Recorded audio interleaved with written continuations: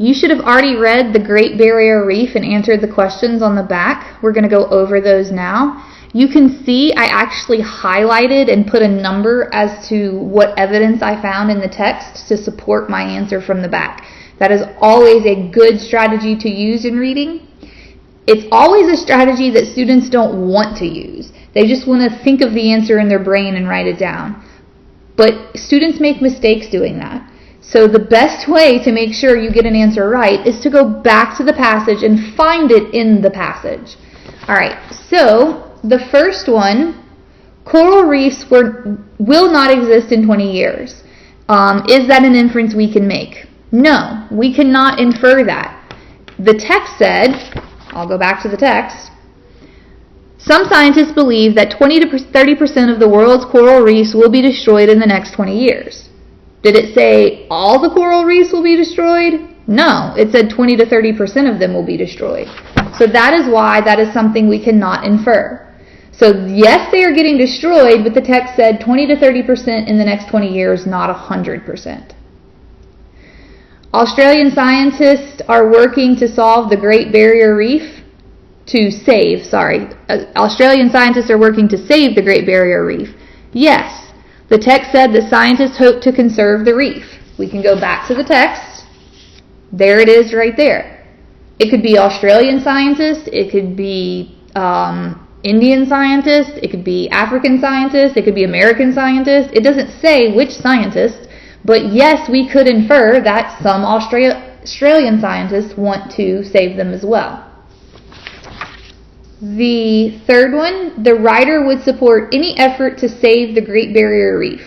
So I didn't feel like I could infer that. The author gave many facts about the coral reef and how they are getting damaged.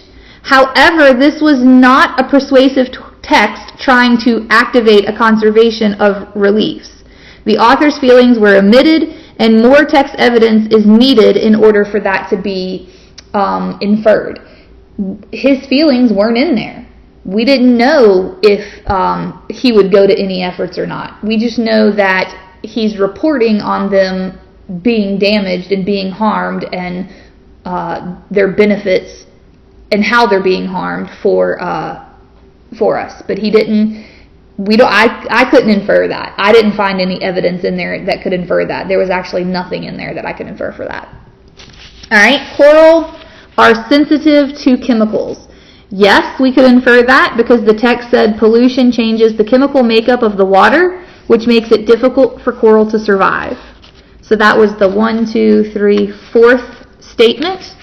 And if I go back to the text, right here where I put a number 4, when human waste, fertilizer, and oil are dumped into an area, the water's chemical makeup is changed. This makes it hard for the coral to survive.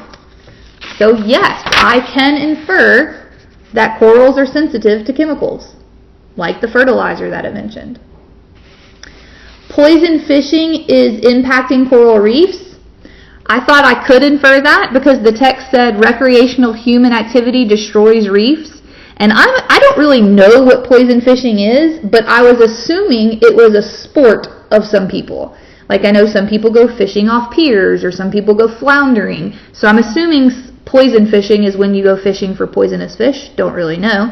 But it did say in the text that human activity harms the reefs. The recreational activity of humans can also destroy reefs. So that is why I felt like I could infer that poison fishing impacted coral reefs. Now, your answers do not have to be the exact same as mine, but they do need to be supported by text-based evidence. You need to provide statements that either support the inference or that do not support the inference.